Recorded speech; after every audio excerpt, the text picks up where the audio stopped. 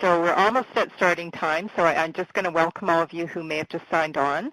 You signed on to the webinar about conquering your fears at every stage of the caregiving journey. I am Janet McLean, and I work with Family Caregivers of BC. We're a nonprofit here in BC, and with us on the webcam is Janet Dunnett. And Janet, you are coming to us from, you're in Qualicum, right? Yeah, I'm in Qualicum Beach. Right. So we have people from all corners of the country tonight, which is so cool. I love that part. So what I'm going to do now, just bear with me here, and I'm going to change screens a little bit, and we'll have another view here. And this is just a formal introduction of our webinar. So as I said, conquer your fears at every stage of the caregiving journey. And you have two Janets with you tonight. How lucky can you get? So Family Caregivers of BC, as I mentioned, is a nonprofit dedicated 100% to the support and well-being of family caregivers. And we were the first of our kind, being a provincial organization, and we're coming up 30 years. So pretty exciting for us to be taking that kind of a role. And the last 5 years, we have been part of a Ministry of Health Patients as Partners initiative in BC, which has given us the opportunity to do things like this, have webinars, because we are a provincial organization. We do all kinds of things, and this slide is extremely busy, but the main thing I hope you will do is go on to our website, so www.familycaregiversbc.ca, and you'll get a sense of all of the different things that we do for people. But the one thing that we do is we have a toll-free line anywhere in BC, so that number is 1-877-520-3267. Again, if you go to our website, you'll see that very clearly. We're a call line. We aren't a crisis line, but we're available Monday through Friday, 8:30 till 4. And we'll help you with whatever you need. So if you need information to resources in your community, some help with navigation, that's what we do. We also just listen, and oftentimes that's what caregivers need, is someone who listens and understands. We do have coaching for very difficult situations. If you call us with one of those, we will refer you to one of our coaches. We have gerontologists and psychologists who do that for us. We have support groups throughout the province, and we've had 10 new support groups in the last 2 years, so we're really working hard to make sure that every community has a non-disease specific caregiver support group. And of course, we have all of our online resources. Our education consists of webinars like this, but we are also developing modules that we're putting on our website. We have a quarterly newsletter that you can subscribe to, and you will also then receive monthly news bulletins about anything that might be of interest to caregivers. And last but not least, I'll just put a pitch in for our caregiver collaboration and engagement opportunities. We are always taking caregivers with us to healthcare planning and implementation tables. So it's a big part of our belief that we need to get caregiver voice to the table, and we do that by having people like you come forward and volunteer with us. So if that's of interest to you, we would encourage you to get in touch with us through our website and to reflect whether or not it applies to us, and if not, why not.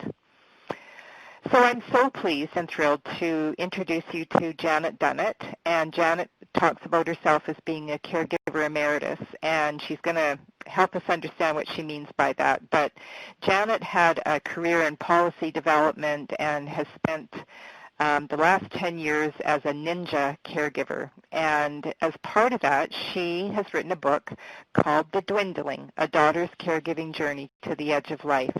So I'm not going to talk about that at all, because that's what she's going to talk to us about tonight. But what I would like to say is that she has been relentless in touring and talking to caregivers and urging them to come forward with their stories, because the power of stories is huge. And that's her strong belief, and she's doing her very best to help break the caregiver story, bring us out of invisibility so that we matter and our voice is heard. So without further ado, I'm going to introduce Janet, and I'll let you I'm just going to change to your presentation now, Janet, and then you'll be able to take it from there.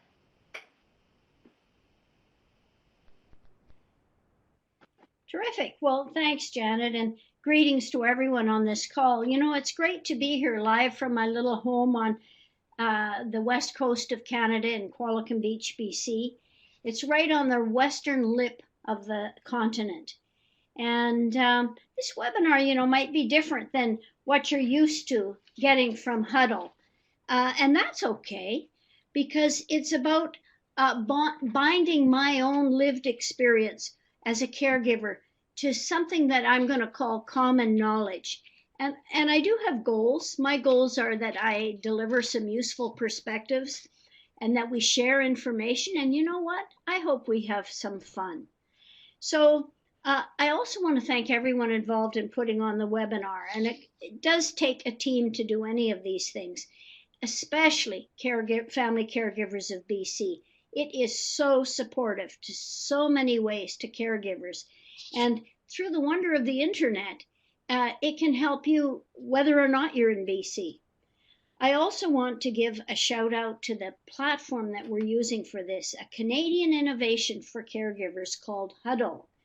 You rock, Huddle, you rock.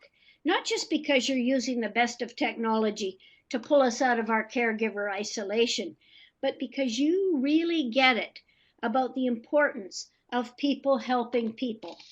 So let's begin. So I'm starting off this webinar with the same illustration that Huddle used to get your attention and lure you to sign up. No fear, it says. But I'm going to expand on that just a little bit before we get started. Of course, we acknowledge the struggle.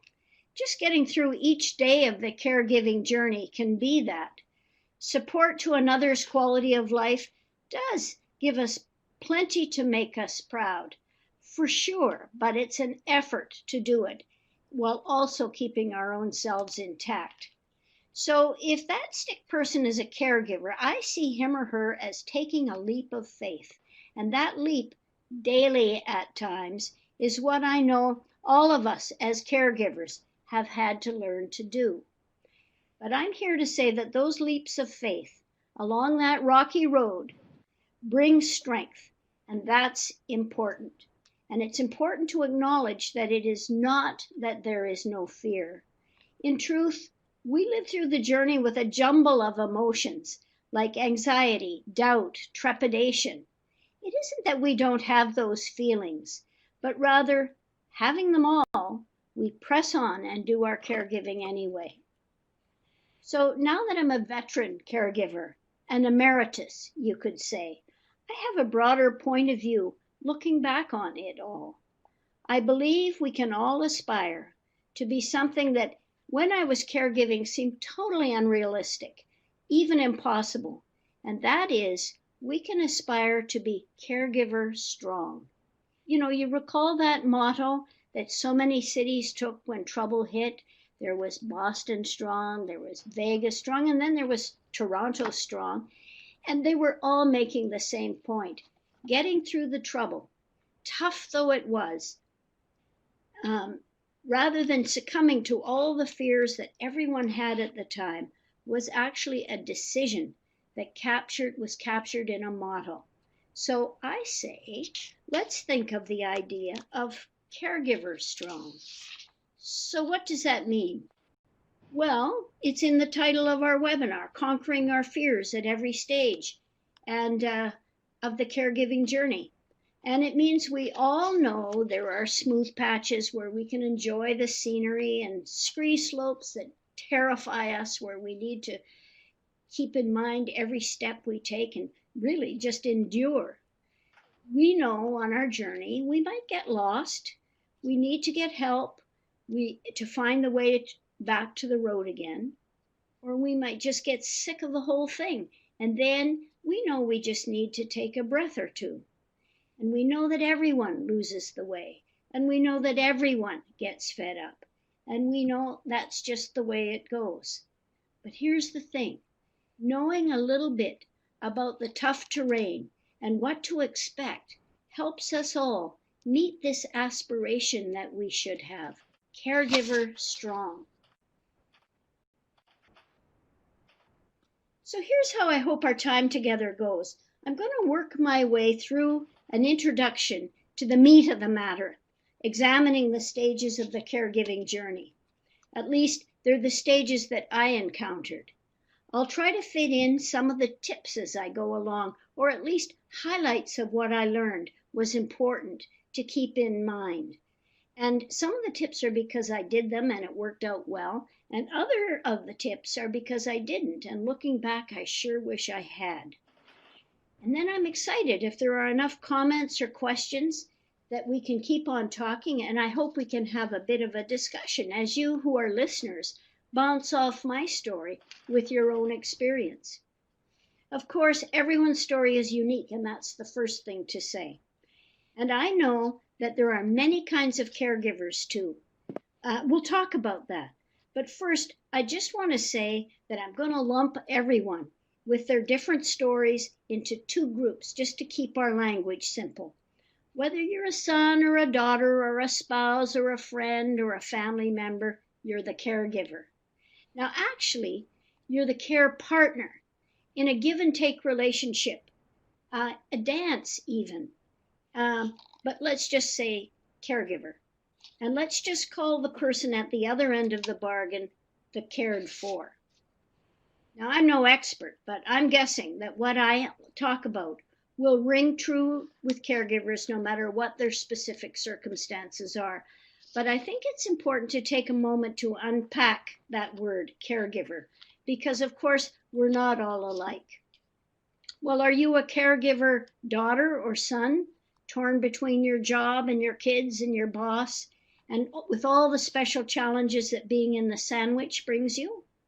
Or maybe you're a caregiver that doesn't fit the label of loved one or loving. Perhaps you have some ambiguity about it all. I mean, maybe you have resentment towards your cared for. When love isn't really there, you might be clinging to feelings like loyalty or duty to get the job done. And then being tagged as a caregiver might feel very different. Or maybe you're a senior with your own physical troubles, so that you might have to be digging really deep to help the cared for who has a greater need, because you could use some caregiving too. Or are you struggling financially as a caregiver and mind blown by how expensive it all is? And finally, an important one, are you in the youth contingent of caregivers, setting aside your own life path to do this job? Well, you've got bigger challenges than any of us, and I bet you have less support. So there are all sorts of us with all sorts of feelings, and we're all in on the caregiver journey and going through the stages that begin long before we get the nod, and as I'll suggest it in a moment, and they end long after the memorials are over, as I, who have not been a caregiver for several years at the coalface, can certainly attest. I want to talk to you about those pre parts and those post parts because they're important. But I think of caregiving as a novel, like every book tells a different story, right? But if they all have what I call and writers call an arc, there's a beginning, there's a middle, and there's an end, and there are transitions between them that we might not see or appreciate when we're in them, but which become clear when we look back. I had two discoveries when I looked back. One, caregiving had transformed me. I was a better version of myself after caregiving. And two, what I learned was going to help me in my own journey towards dwindling. Powerfully, I had that insight. I'm next. Janet, we're getting significant delays. I don't know what's happening. I don't know whether it's your Wi-Fi or whether it's the speaker in your computer. So I'm just wondering if we should try with you phoning in again. I hate to do that, but you've frozen. Okay, I'll do that. Be patient, everyone. Yeah, sorry about this, folks. We did test this before the event, but you never know what's going to happen the day of.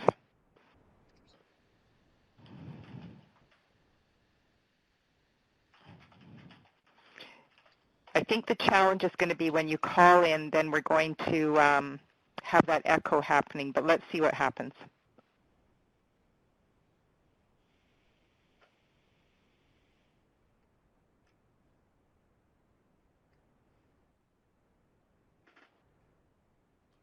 If any of you out there in the audience have suggestions, just let us know. Okay, thanks, Kelly. So am I in now? So Yeah, am I in we can now? hear you. And We can I've also muted hear. my, We can also. And I've muted my speakers.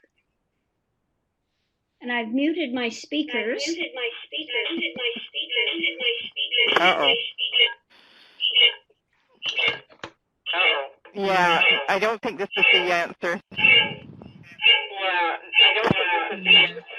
Yeah, I'm thinking it might be your Wi-Fi. But so you know what? What we're going to do, Janet, is we're just going to have you use your computer, and we'll just be patient because it goes okay for a while, and then it freezes.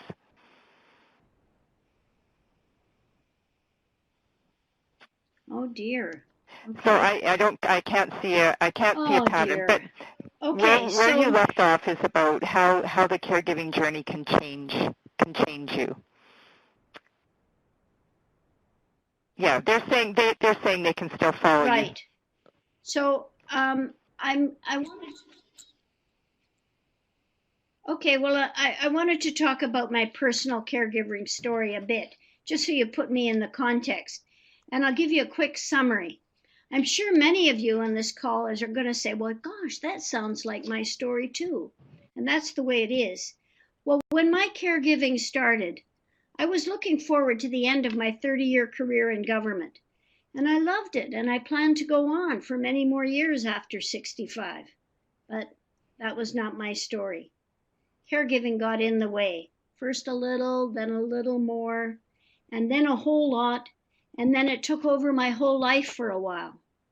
I retired early and devoted most of my time and all of my emotional energy to caregiving. It was out of that experience of 10 years that I wrote the book. In my story, both parents needed the care. They were divorced and not connected to each other, but they were sure connected to us, their caregiving children. Especially my twin sister Judy and I. Yeah, is it working is. okay? We're all keeping our fingers crossed. For a while. Okay, well, let's just. Oh my God, yes. For a while, sharing our scarce twin time resource led to great competition between my parents, and of course that added to the stress in the early going. But whatever we did, it seemed that it was never enough. But here's an important aside. None of us, not Judy or me, not my parents, became different people when we engaged in our dance of caregiving and being cared for. We were all a bundle of strengths and frailties and, yes, foibles, and we all felt vulnerable as we enmeshed and pulled apart over and over as we navigated the vulnerability of it all. My dad always was demanding, and he stayed that way. My mother was always manipulative, and she stayed that way. They both loved us and looked to us as their saviors. And we daughters, we struggled to hold together our caregiving expectations of ourselves with all the other expectations that came from all around us. We tended to get enmeshed, and we fought codependence, and sometimes it might be we lost the plot. My close partnership with Judy, my twin sister, made our caregiving journey very different. We saw that what we were doing as a kind of a project, the Parent Project. We shared the same goal of the best quality of life for our parents for as long as possible. And we divided up the tasks. We knew there was an end point. But Judy, she lived in Calgary where my parents were, and I was living in Qualicum Beach, a time zone and a day's travel away over a mountain road. So it's important to say that Judy had the lead role. Judy was daughter on deck, and I was daughter at a distance. And all Mom and Dad's children, our siblings and their grandchildren, and the range of paid caregivers that came and went, all had important but essentially lesser parts. They knew that the caregiving twins were out in front, and this acceptance was part of our success, I think. There were relatively few disagreements, no battles for control, because we were doing a good job, a ninja job of caregiving.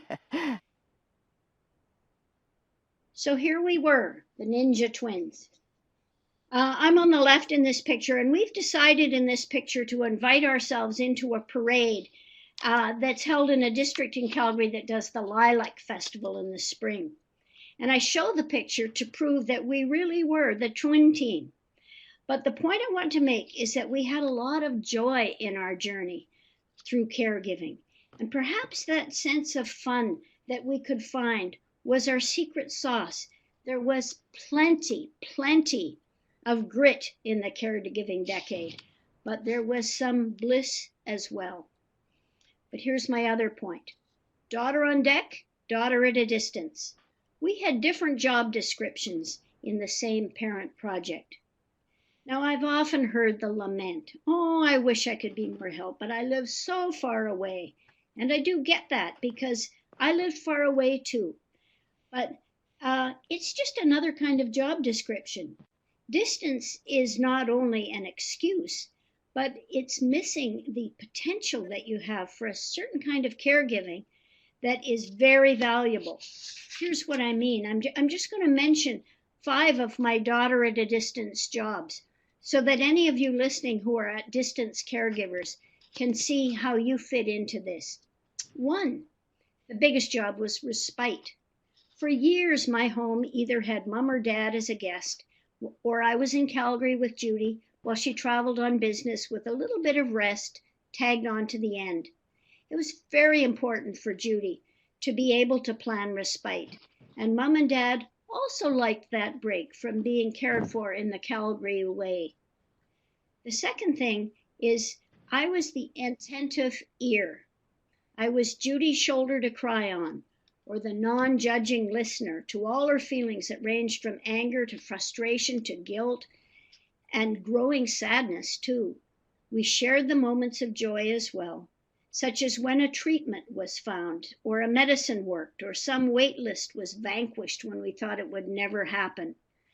There was never a day over the years where we were not in contact. At a distance on the phone or texting or email, several times a day at times.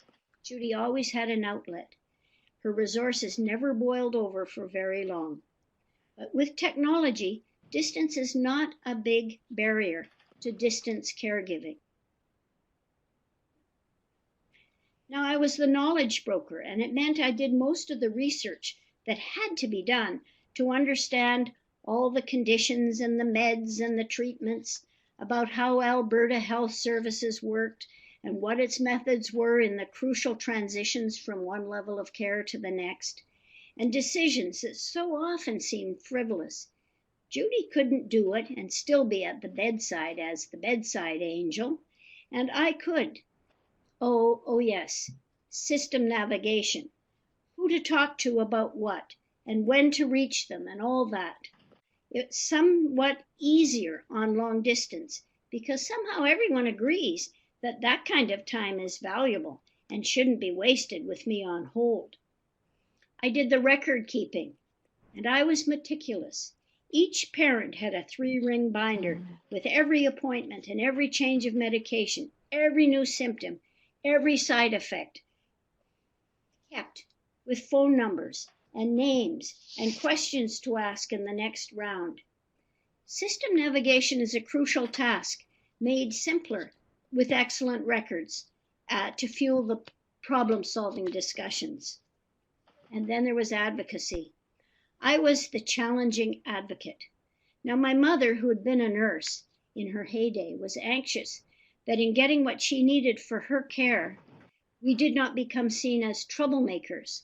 So she needed Judy to be the daughter bringing in the Timbits or a birthday card. Judy could concentrate on knowing everybody's names and whose child was going to school and who was pregnant, all that sort of thing that added up to friendly relationships. And me? That let me do my work via long distance, pushing hard for the decisions we needed to be expedited or the plans we needed to be changed. I could be, now pardon the expression, I could be the bitchy twin. And it really worked well to have me at arm's length. Well, why bring up the roles of long-distance caregivers? It's simple. The distant caregiver has fear of not being able to help. And the on-deck caregiver has fear of being overwhelmed. So dividing the roles is a way to quell the fears on both sides. I wanted to talk a bit about the word dwindling. What it is the manner of slow death that our parents went through as they came to the edge of life. It is the opposite of how people hope to die, of course, say the model of hit by lightning on the golf course, or live long, drop dead, which is an aspiration we all have. In those situations, there's very little caregiving to be done. Then there are other situations. There's a person in bursting good health 1 minute who's paralyzed in an accident or who has a sudden stroke. And there's a moment before caregiving and there's a forever after aspect. Life shifts in a flash and caregiving becomes a full-time, intense matter without that chance to ease in. And in still other situations, a loved one has always been disabled and the care has always been there as a part of life, but it grows in intensity when the child becomes an adult and ages out of the systems that might have been there to help out when they were minors. Well, dwindling is not any of that. I called my book The Dwindling because it was our journey. It's the reality of a great many caregivers. So what is the caregiver's reality of dwindling? Well, it's a synonym for advanced old age or else frailty. It signifies a time when there's a growing list of chronic and complex conditions to contend with. And none of these problems on their own is a terminal diagnosis, but every one takes away some more capacity. And as they pile on, more and more of what are called the activities of daily living need help, like bathing, dressing, getting to the toilet, eating, even walking. And more care is needed over time, just to help the caregiver get through the day. My husband noted that the edge of life has a go-go stage, a go-slow stage, and a no-go stage. And the dwindling is the time between go slow and no-go.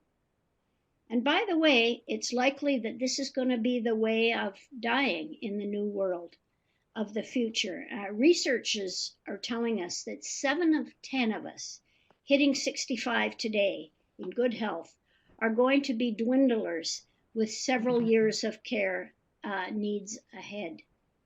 So that's why I'm told that my title, raw in its denial, of course, with the euphemisms are out there like golden age, is actually a very important title for the story I'm trying to tell.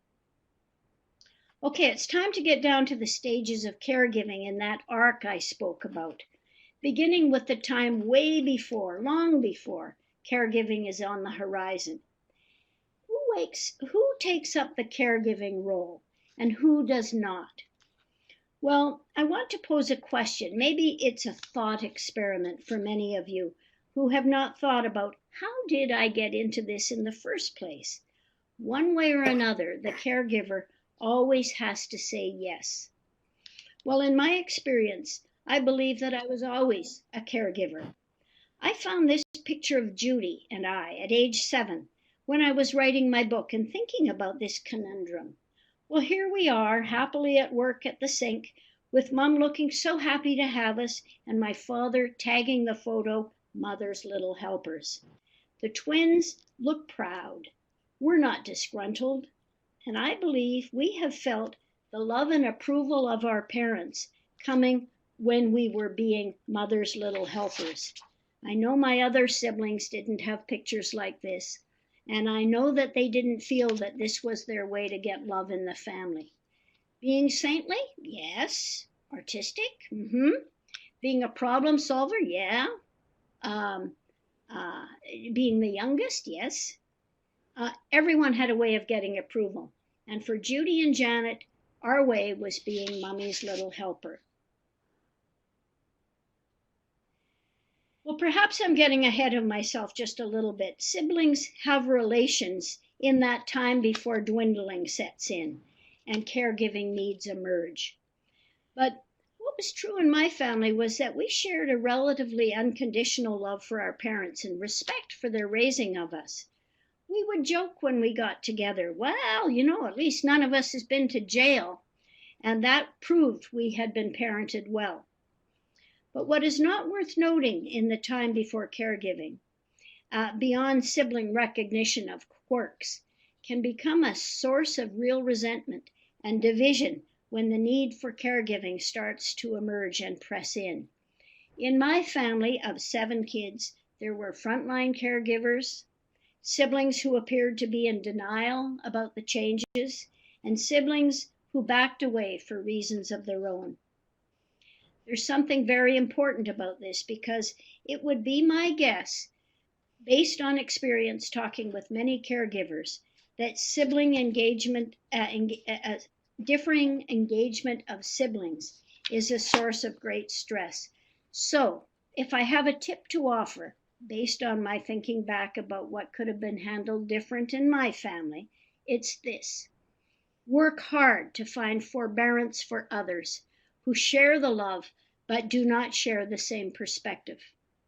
Every family sibling story is unique, but there's one common element. No parents want to see their ever-growing frailty and vulnerability, their dwindling, become a platform on which siblings start to battle to the death of love and respect. It was one of the hardest goals to reach when emotions were running high. Sibling harmony and the very different relationships in caregiving. But if a family can hold its own, even become a little closer in new ways through the dwindling time, well, it's a rich reward that lasts long past caregiving. So really, it's worth the effort. So here goes. Let's talk about the time before. Dwindling in the time before is not a concept yet. It's the go-go time in my husband's way of thinking about things. So how does that transition happen? Every story is different, but here is mine. Dwindling's like the twilight, isn't it? You can't pinpoint it exactly, but you know what it looks like when you see it. It's quite subjective. But here's how this first phase of caregiving, the time before, that I call need creep, happened in my family. My parents lived full and active lives well into their 70s. Judy and I in our 50s were fully engaged in our careers and our kids and our husbands, and we didn't really think about the way ahead. But then something happened to wake me up to the fact that the future would not be a continuation of the past. It was one difficult conversation that is burned in my memory. It happened as the century closed and my mother was visiting over Christmas. In this conversation, my mother was overwhelmed with guilt and remorse, weeping with her memory, still raw, of not caring well enough for her mother when her health began to fail. And she needed her daughter, my mother, to be there for her. My mother had not been a good caregiver through her mother's dwindling. Mom was not a crier, so this experience jarred me. After so many years, Mom's emotions and regret was still so raw. It was the first time the penny dropped for me that there would be a time, perhaps soon, when I would need to make a choice, to step up to whatever caregiving mom and dad would need, adjusting my life around it or not, and so maybe carry my mother's regret to a new generation. It was quite a revelation. In my first conversation of the new century, which of course was with my twin, I told her about what had happened and how I felt about it being a harbinger of what we would be facing ourselves. What would we do? Well, Judy said she already knew what expectations were on her. Both parents lived in Calgary, and she was the only child. It was clear for her, but what about me? So my first decision of the millennium was for me to join Judy in an unconditional caregiving pact. How? I didn't know. I didn't live in Calgary. When? We didn't know. Mom and Dad were fine. If? No question. The parent project was born, but it was still in the pre-concept stage. So why does this story matter? Well, it's a fear that held my parents back from conversations about the twilight or the dwindling, or ever having needs that they couldn't take care of by themselves. But we should have been bolder and less in denial about the time that would come. I see that clearly now. And so here's my tip. Now that I know what I didn't know then, I see it as just good sense to encourage lots of discussions about care and how it will be obtained. It's part of a larger conversation of advanced directives, but it's more than being at death's door. It's many, many heart-to-heart talks. It's normalizing the idea that life will not always be managed with ease. And frankly, the idea that life ends in death. So that's it for the time before the caregiving story really begins. In my story, again, looking back, there were 3 stages of the actual caregiving of the dwindling time. And in this graphic, we're pointing now to during caregiving. During began with a stage that was, well, it was just helping out, not caregiving. Then there was a crisis, and everything started to be difficult in all the ways we know as caregivers. And society is beginning to fear it too, because the numbers of dwindlers coming down the demographic pike is intimidating. But finally, there's the often slow ending that in my story was quite peaceful, when the pressure to cure gives way to the deep need simply to offer comfort. And in that arc of caregiving that I talked about, it's the denouement when many of the tensions might be resolved. So let's unpack these 3 stages called during the dwindling time of caregiving. I really like this illustration featuring all the needs that people describe this first phase of just helping out, and I call it need creep. This period sneaks up, at least it did on me. Looking back, I see it was a time of denial.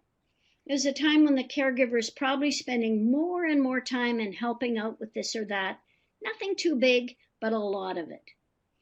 Looked at from the outside, the observer might say, "Oh, what a terrific daughter she is." And that makes the caregiver or spouse or family member or friend feel very proud, because praise is a reward. And just as the feeling of being helpful is a reward, and I basked in it. Even as my agenda book and Judy's got fuller of this or that errand or word that circled mom or dad. Now, in my experience, self-talk, that all is just wonderful, weighs heavier as the time goes on. You're probably not acknowledging the truth yet either as a caregiver, that you're more than a good daughter or a son, or an attentive spouse, or a whatever. You're a caregiver. But many reject that word. It's almost universal to recoil at the identity in that first stage. We don't really know what caregiving is, but those in the know define it as help that's offered so that the cared for can achieve an activity of daily living. And it's more than just now and then. So while that is going on, what is going on in that stage is caregiving. Well, we don't call it that very much.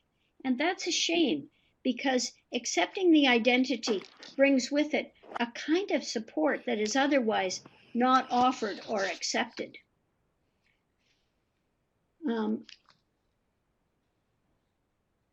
Looked at from the point of view of the healthcare system, all of this time is unfolding in the need creep stage, is just as it should be. Family responsibility, they say. Even as formal care providers pile on more and more jobs, monitor this, take that lab test, see that specialist, pop this pill, do this exercise, the list of jobs downloaded without a second thought goes on and gets longer. But somewhere in this need creep time, the daughter or spouse or friend who's not accepting the designation caregiver, though now I'm going to call them that, begins to feel overwhelmed without quite pinpointing why. Along with this feeling comes guilt. Good daughters are not overwhelmed. And then, along with the feeling of being swamped, comes another feeling, shame. Of course you do whatever it takes. Of course you try to spread yourself more thinly to cover the still robust needs of kids and spouses and bosses. Of course, the only place to get that growing chunk of caregiving time is from what used to be the time that you had for yourself and for your own goals. There's a lot of sacrifice in the need creep time, and there's a lot of denial. So you might wonder, why are you experiencing the kind of deep fatigue that doesn't seem to get fixed with sleep? And why are you putting on weight? And can it be that you're having a few more beer than you did before to relax? Well, why do you snap at your kids? Why is everyone around you whining for more and more pieces of you? The thing that is so confounding in this is that just as you don't see what's happening in need creep, either does the person who's being cared for. Indeed, things are going so smoothly on the surface that the cared for feels just as independent as he or she ever did, or pretends to be, on top of their game.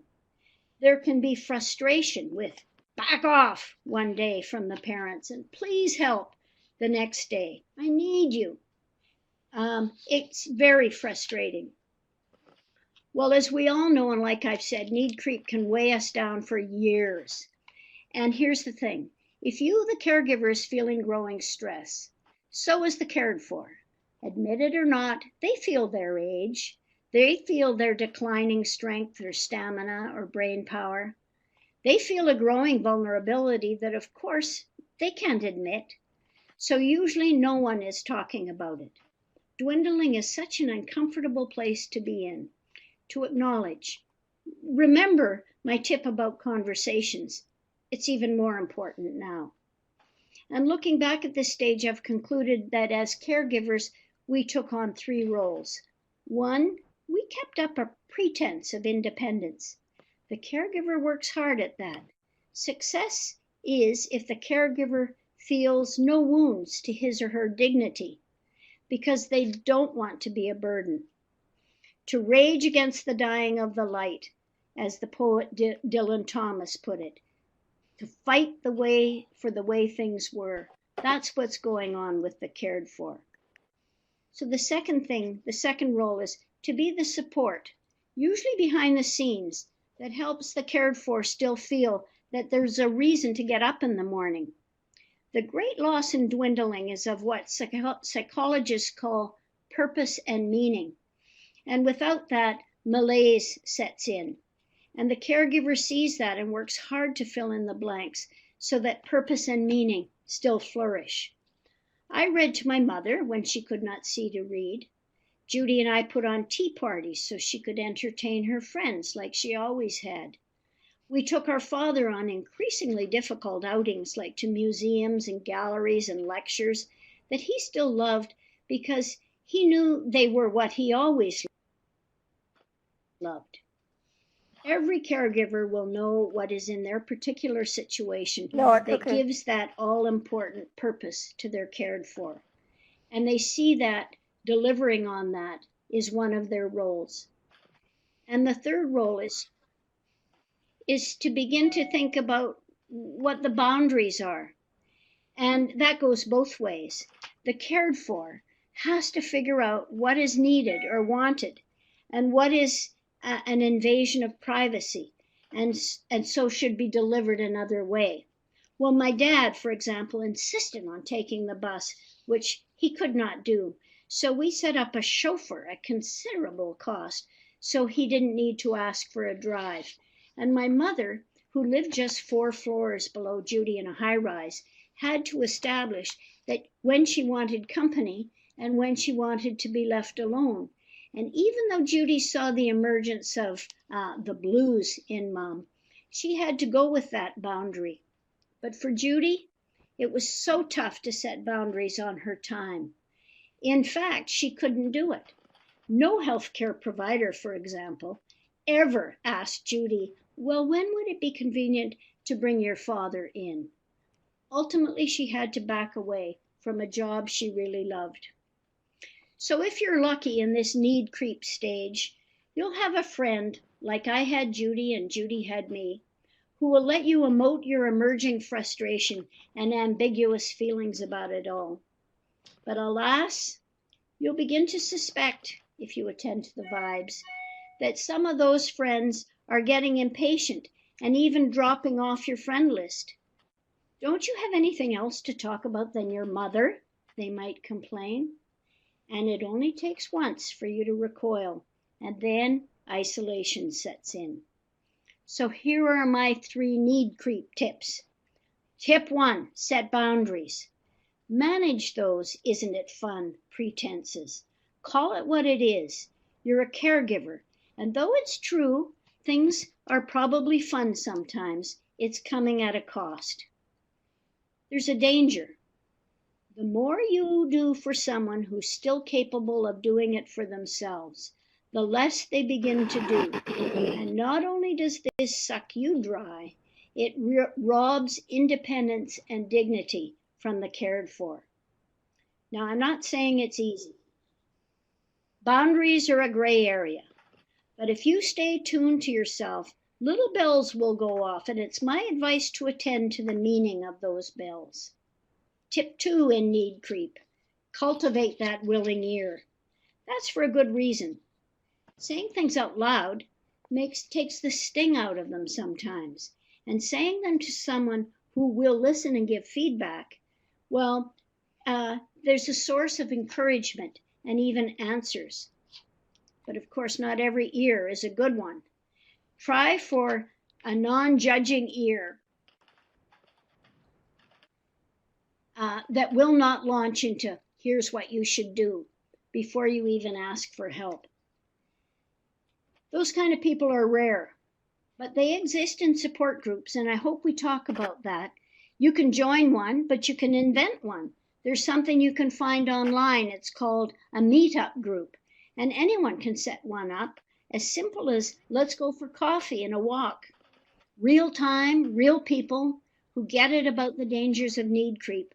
But remember, if you're a non-judging ear, you have to, if you need a non-judging ear, you have to be one too. And my third tip here in need creep, get the knowledge that you need. The internet is a rich resource. So is Family Caregivers of BC. So is Huddle, where you can just put it out there that you're looking for help with understanding a disease or a medication or a proposal for a care plan. And with persistence and some luck, you'll find not just answers, but companions in the journey too. So don't be afraid to ask questions. Need creep's tough, and it can go on a long time. Unfortunately, as most active caregivers only know so well, more and more tasks that used to be done by nurses or other professionals are now being downloaded to the caregiver. All you have to do is look at any hospital discharge plan and see what sort of expectations there now are. for medication management, for wound care, for mobilization, all jobs paid and trained people used to do. But now it's designated caregiver, and that's you. Sign here, please. It's frightening, really. But you know what the title of this webinar is? Conquer Your Fears at Every Stage of the Caregiver Journey. So strange as it is to say this, the crisis is a relief. Bad though it might be, maybe a broken hip, maybe a heart not ticking right anymore, or the diagnosis of dementia, whatever it is in your story, finally, others get it, that there's a real vulnerability and a larger job than one unpaid, untrained, uncredentialed caregiver, that's you, can do. So we turn the page and we're caregivers now. With luck, we're part of a care team. And just this identity helps us to smash that isolation. That fear of being alone is so hard to conquer because it's so hard to see. But there's a shadow in being on a care team. The moment of truth that most sticks in my mind about that was when the visiting nurse said, "So, which of you is going to learn how to give your mother an enema? But you'll all have your own stories." Well, this story, it went this way. "Not me," Judy said. Well, she had her boundaries. But the nurse replied, "Well, then you'll have to hire somebody to do this, and it won't be me because I only have approval for 2 visits." So me, without boundaries, and knowing that this was a truth of very scarce resources, learned how to give my mother an enema. But once it's a crisis stage, there's a lot to do that just can't be put off. Here's a list with my mother. You'll have the same list too if you're caregiving. Medication management, keeping records of issues and side effects and what was done about them. Figuring out where to go with problems when they arise. Who makes what decisions? What are the steps involved? All this learning is just part of the deal. I like to say that we all get a PhD in caregiving during this stage. But sadly, this experience is not often recognized. One of the things that needs to change, in my view, is that caregivers are respected as part of the care team. Our ever-ready bunny is assumed, and other bunnies are there, and they get paid for being bunnies, caregiving bunnies, but they also get fresh batteries, and we don't. But what I know for sure is that if, as a bunch, caregivers went out on strike in some sort of beam me up Scotty vanishing act, it would not be weeks but days before the healthcare system imploded, and the immediate impact of that would be on the cared for. So that's why we stay an invisible army that just won't mutiny. Here are my several tips for this stage. 1, we have to respect ourselves before anyone else will respect us. 2, our patience and goodwill is our most endangered resource. How do we protect ourselves from burning out? Everyone will have a different answer. For Judy and I, it was daily, get out for 10 minutes even, go around the block even, get some fresh air and a little exercise. 3, the sooner you figure out the healthcare system as it applies to your cared for, the better. Yes, there are silos, many of them. Yet even so, ignorance is not bliss. It's hard, but it's not impossible. The more you know, the easier it is to know more. And in our internet age, most healthcare systems have massive websites. You can Google your way to answers. For example, I asked Google, who's in charge of patient transition in long-term care in Alberta? And Google took me right away to a wonderful link and a page with extensive information about the continuing care system. And it even had some pretty good starting contacts. Well, this all takes a while, of course, but try to conquer that fear you have of ignorance and go for the knack you know you have to get the story. Again, Ask many questions. Now, I suggest again that if you found your way to this webinar, you've already cracked Huddle. And there you're invited to join join or even form a Huddle group. And who knows, there might be a posse of caregivers who can share what they have learned. We're caregivers strong, remember that, and our strength is in numbers. The fourth tip, learn to communicate. It became our new job for me to communicate across groups, to the specialists and technicians who were not talking to each other, to the care providers in home care, the continuing care, the acute care, the rehab care, who were not talking to each other, to the brothers and sisters who yearned for information so they could be part of the caregiving. 5, be that expert that you know you are. The fact is, no one is going to know as much about your loved one as you do, and that's a burden. But my tip is, suck it up. You are the expert. And 6, it's hard to get that expertise across. So my tip is to learn how to be an effective advocate. Again, conquer your fears. Be the caregiver strong. Find the courage that's in you, and the time that isn't, perhaps, not so much. But take on the system, seek allies.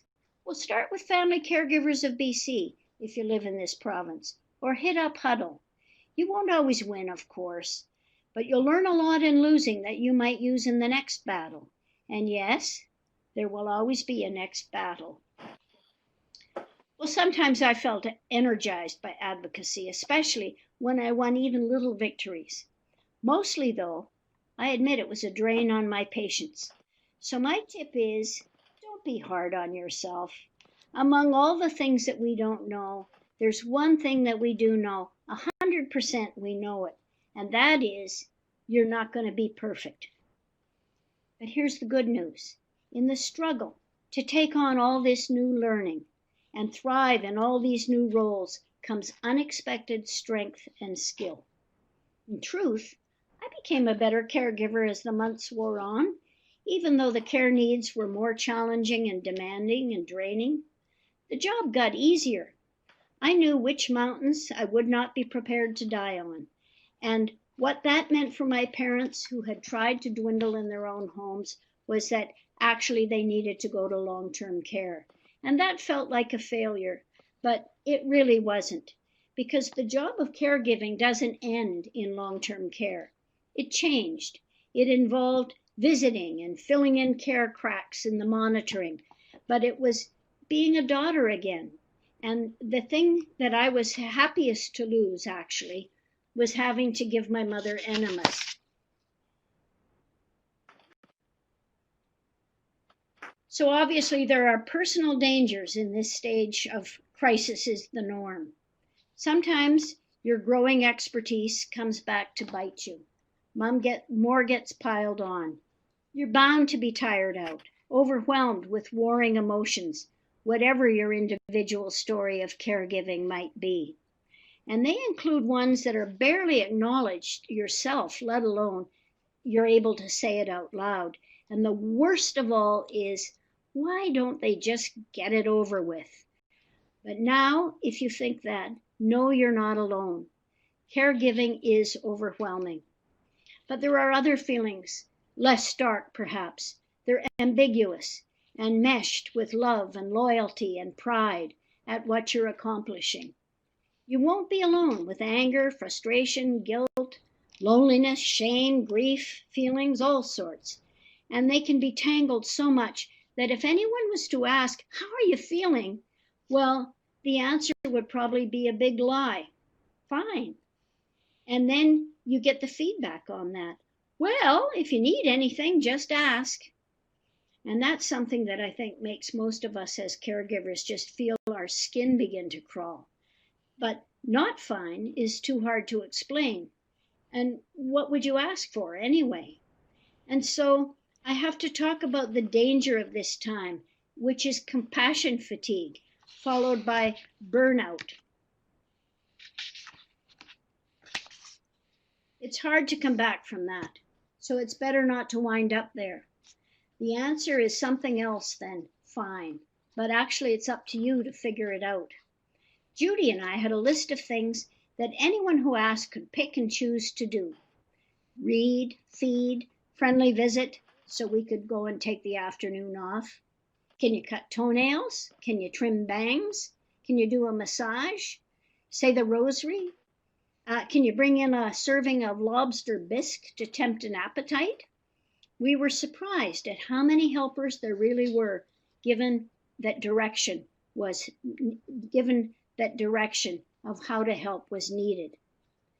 The sad fact is that if you as a caregiver burn out or have compassion fatigue, or something easier for the medical system to see and deal with, like sky-high blood pressure, well, boy, oh boy, the system kicks in to support the cared for. It's irritating, but the system seems willing to use you up before offering more resources. At least, that's how I saw it. We were advised by a community nurse at one point of crisis to get hysterical when we approached the healthcare system. Still coping? Well, cope a little longer. Not coping? Bring on the help. Just don't expect to have any control after that. Coping is really a two-edged sword, I guess. And fortunately, I never got as far as hysterical. But then there's the dark part, hardly talked about, and it's called codependence in the language of the therapist, enmeshment. Caregiving efforts that are heroic up to a certain point flip over and become dysfunctional. Caregiving becomes caretaking, and we all have to face down that danger, and frankly, we might need some therapy help. I needed to tell my story to a therapist several times and hear back about the dangers of codependence. And looking back, there might have been some times when I was enmeshed in caregiving. So here are my tips. They're the same as at earlier stages, but bigger now and more insistent. And here's a few more. Keep a journal. The way through some of these emotional snarls is to write it out. It helps you to see what's going on in the big picture and to set some boundaries. And it helps you hold yourself accountable to keeping them. Also, number 2, find time for yourself. No, really, do it. Consider it as important as food and sleep. Frankly, it made me see red when others would say this and offer silly, simplistic solutions, like one person that said, well, why don't you just put some lavender in your bath? To which I replied, what bath? There's no time for a bath. Ultimately, the best I could do to get time for myself was, I say it again, walk around the block and get some exercise.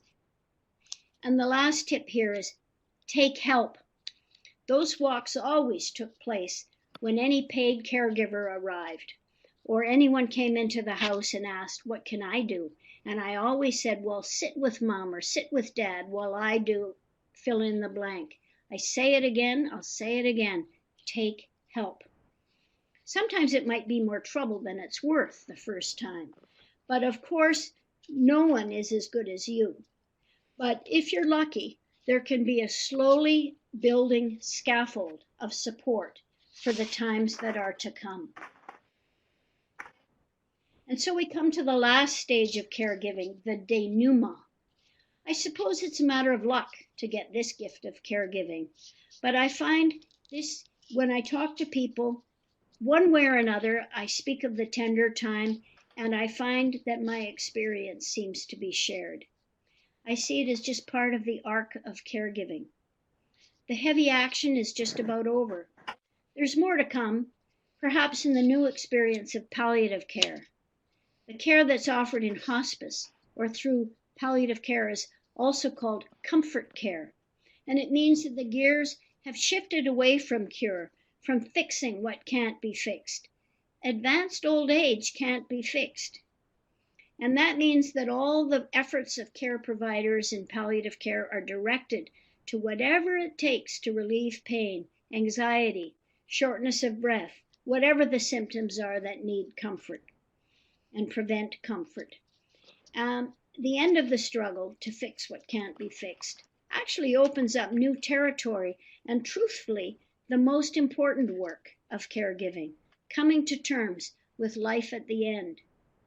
At its best, there's family around, there's tender talk of love and legacy, there might be some forgiving going on, life review going on.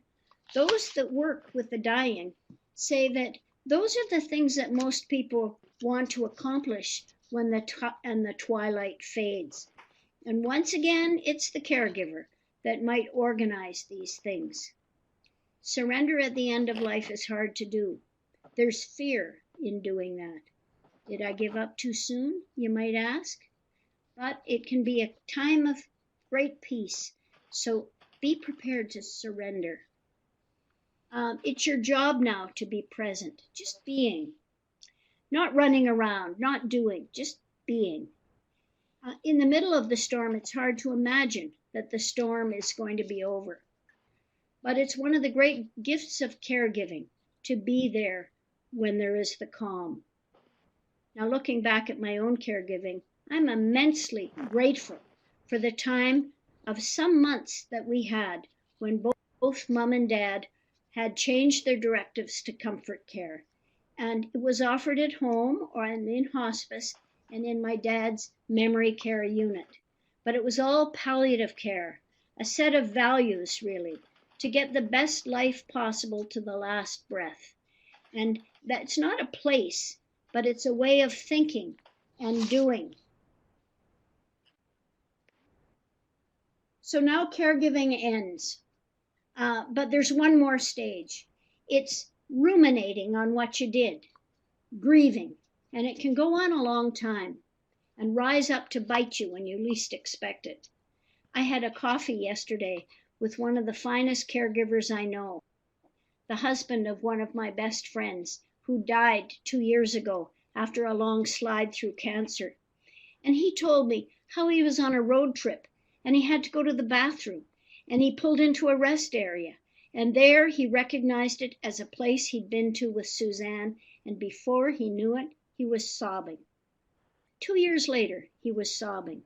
And more than that, when we got deeper into the "how are you really" question, he admitted he was still being plagued by questions of, did I really do enough? Everyone manages their grieving differently, but it's the afterburn of the caregiving. And so do it. And when I let myself go deep into rumination about what went on, I really did feel a transformation. It was part of what it was that motivated me to write my book, because I'm a writer and that's what I did. But Judy, she volunteered. And when my artist daughter was grieving for her grandmother, she produced a beautiful watercolor painting. And my son, who was an athlete, he did a bike trip and he carried the name of his grandparents on his t-shirt, a multi-day marathon, and it was in honor of them. So we all find our way to remember and to grieve. Know as a caregiver, though, through your process, you're never going to be the same. And so I want to end this by telling you why it's important. So Janet, I just want to thank you so much. I really enjoyed your talk. I took away lots from it. Janet has also written an article in our newsletter, which just came out. We got our first copies yesterday, so the fall newsletter is out. And again, if you go to our website, we have our newsletter on our website. So if you want to read more, Janet did an article for us as well. So we are truly grateful, Janet, for all that you do for caregivers and for being part of our team here at Family Caregivers of BC. And I just hope that all of you will visit us online and call us anytime. That's why we're here.